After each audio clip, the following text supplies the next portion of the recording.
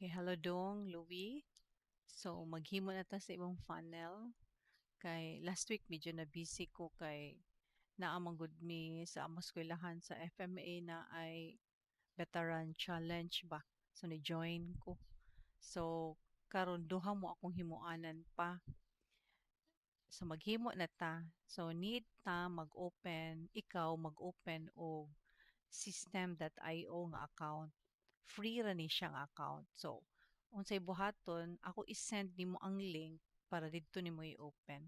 So, once makaadto na ka sa imong email, i-paste siya sa browser, like sa Google ba ka, sa Chrome, imo na siyang i-paste diha, then mugawas ni siya.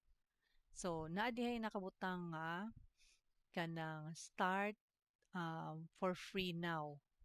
So, i-click na nimo kanang blue nga nakabutang nga start for free now para makasugod na kag open now. Make sure lang nga once mag-create na ta sa imong account, ayaw jud kalimot sa password. Okay? So need nga ikaw mo ay mag-open para sa imo ang password niya. Later ako takang instrukan kung unsaon nga maka-access sa gyapon ko ana nga di na ko mangayo nimo og password from time to time kay need man na to build ang imuhang website or funnel diri sa imuhang account sa System.io. So mo na to no, mag-create na ta, gawas ni siya, then imong ibutang diha ang imong email address nga imong gamiton. So for instance katong Villaland. So isuwat nimo diha, type nimo ang Villaland.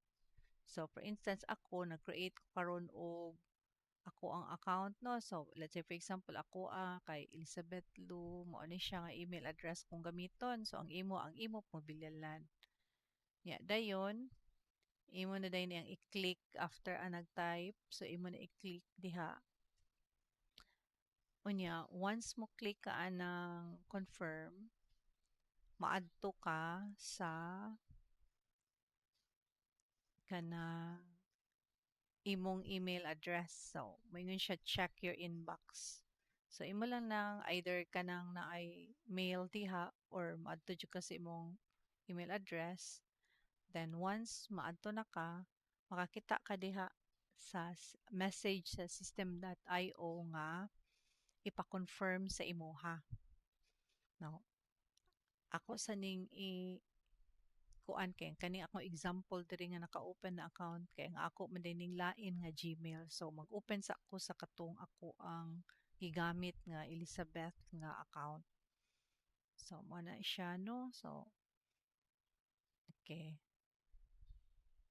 So open na ta katong akong gi-register nga account. So kung ang imo ang Villaland, ato ka mag-open sa imong Villaland nga Gmail. So once maka-open na ka sa Villaland nga Gmail, mugawas na diha nga confirm your email address. So imo i-click nga na dayon diha, imo nang i-click ang link.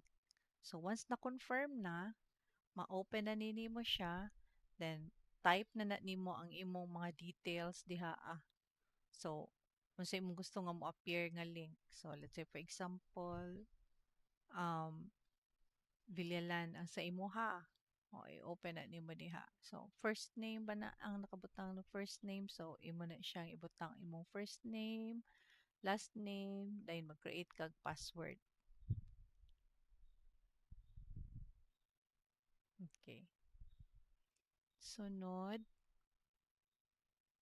So, imo ra gyud nang ibutang ang imuhang ay kalimot, make sure nga ay kalimot sa imong password gyud.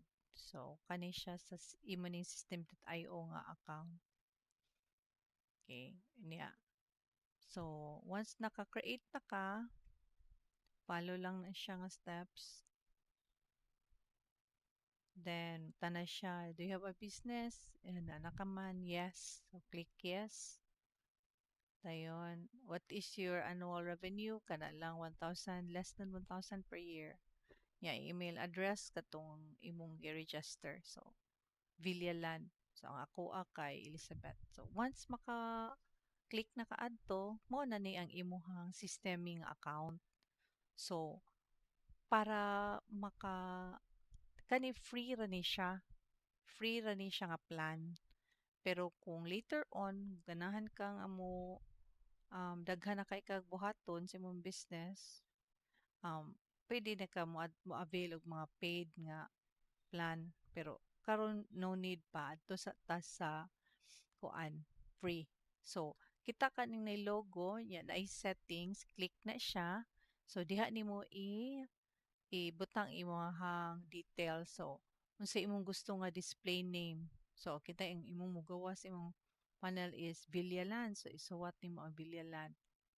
Okay, so depende na nimo sa imong isuwat for mas better ang imong business name.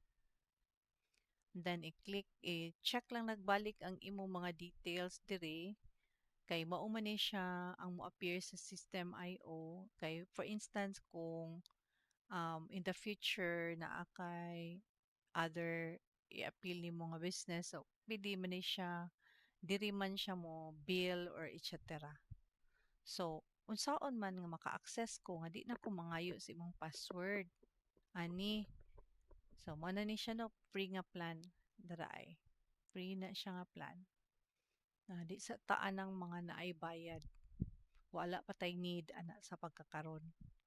So unsaon man nga para maka-access ko no.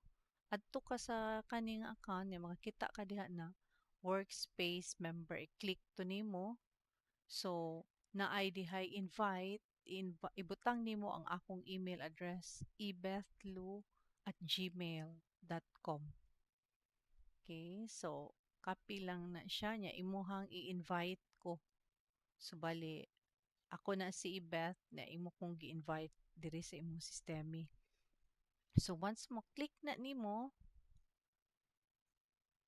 okay? So mugawas na ko diha nga assistant ko nimo. So kung mabutang nako as assistant, maka-open ako sa imuhang system IO nga di na ko mangayo nimo password. Pero ang ako rang ma-open is ang pag-build ra sa funnel. So kanang mora na siya. Ako na diha naman ta magsugod og himo sa imuhang funnel diri ah.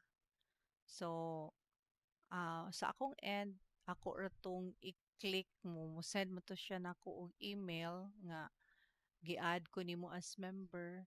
So mo tong ako ra to siyang i-open nga link then ako i-confirm ma-added nako. So kintahay mo open ko sa ako ang system IO account, mugawas na siya diri ah. If nakabantay ka, nigawas na siya kato atong akong register nga name. So, mo na siya iporma. So, once gawas na to, maka-edit na ko, maka-start na ko sa funnel. Di na ko kinahanglan magsamok-samok ni mo pangayo og password.